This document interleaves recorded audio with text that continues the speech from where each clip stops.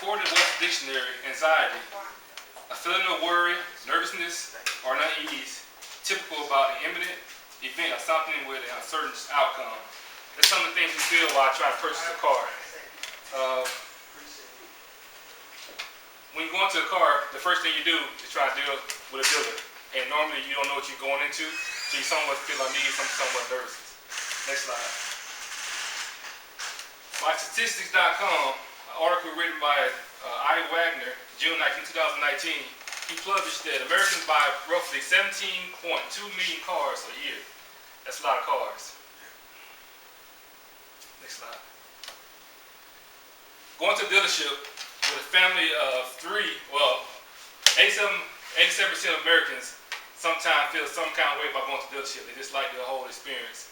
So my plan is today to give you more of an ease feeling, so you feel more comfortable going to the dealership when you go there. 56% of Americans say that, hey, between 18 and 34 say they're ready to clean the house and go to the dealership to buy a car. 34% say they're ready to go to the DMV, and 24% say they're ready to have a root canal. Everybody been to a DMV know the pain, and everybody had a root canal know the pain of that. So they're ready to go to have that done to go to the dealership. Next slide, sir. With a family, with kids, 80% rather not go to automobile sales. Like I said, it's all the anxiety and issues you're going to face by dealing with dealers because you're going to an area that you're not certain about. You feel uneasy and nervous. Next slide. But what my plan is to make buying a car very simple with simply 8 simple steps. Next slide, please.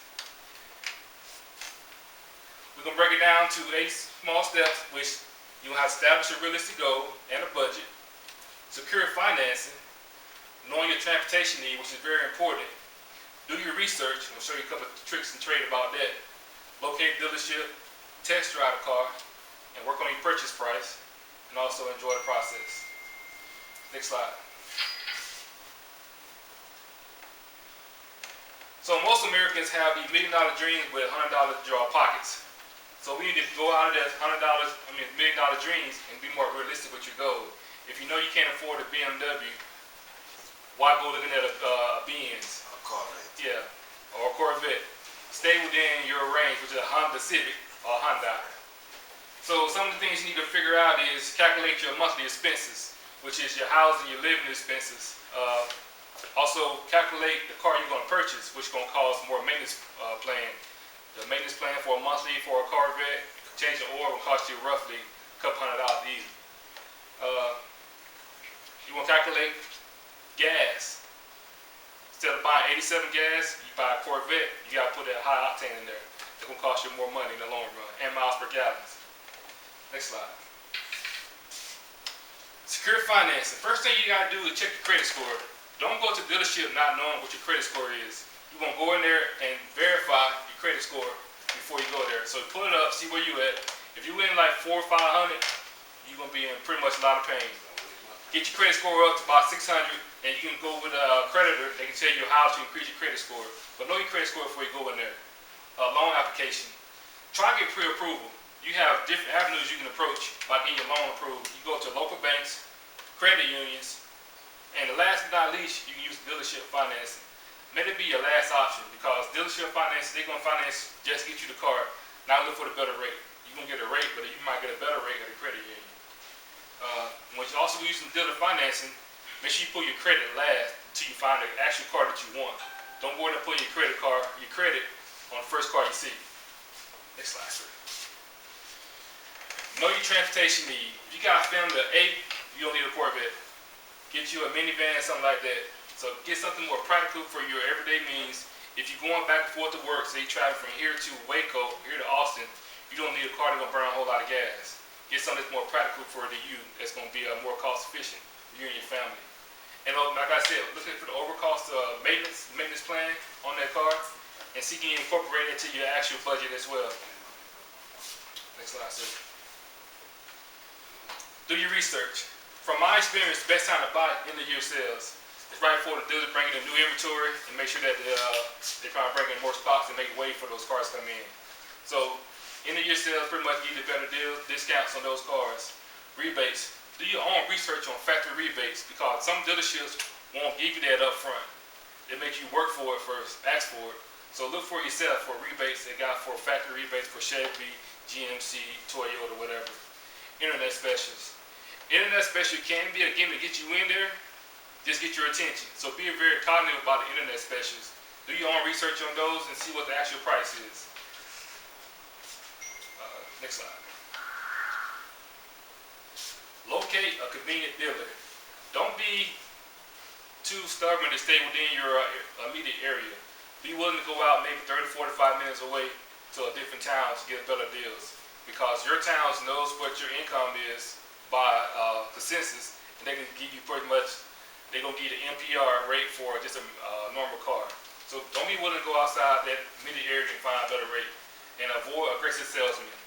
If you've ever been to AutoMax, so you come to the archway, you have 4 or 5 salesmen coming to you trying to be very aggressive. Those ones will try to get you in the car as quick as possible, even if you don't need the car. So avoid aggressive salesmen. Next slide. Take a test drive. Test drive the car. Make sure the car fits you, suits you, and can do your everyday function. Make sure you're comfortable inside the car, that you can see no blind spots, and also drive for long range. Going to a dealership, they normally have a car sitting at less than almost E, less than a quarter of a tank of gas. You're going to drive that car at least, I say 10 miles. You can get on the interstate, get up to about 75 miles per hour, and fill that car. Make sure it suits you for your everyday needs. Next slide, sir.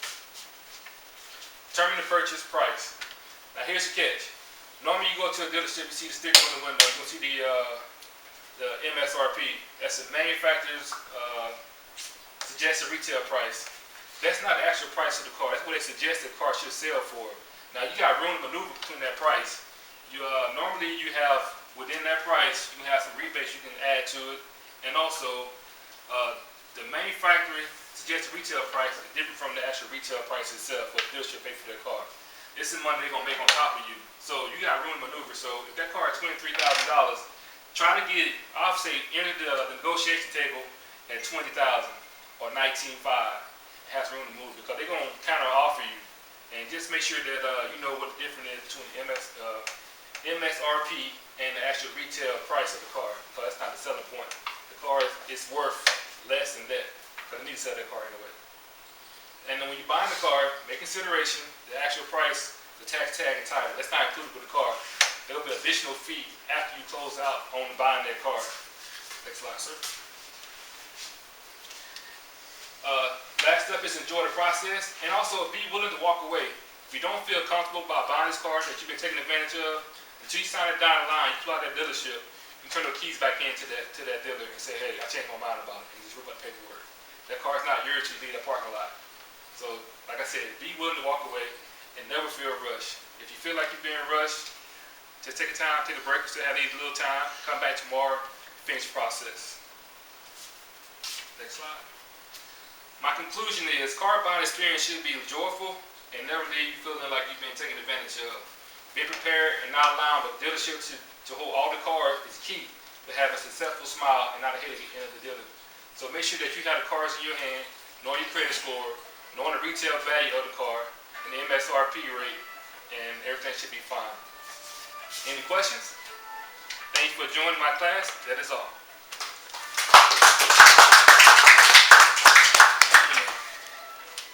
Pretty good, Watts. Sorry. That's an A+. Man, I have to disagree on all the Corvettes.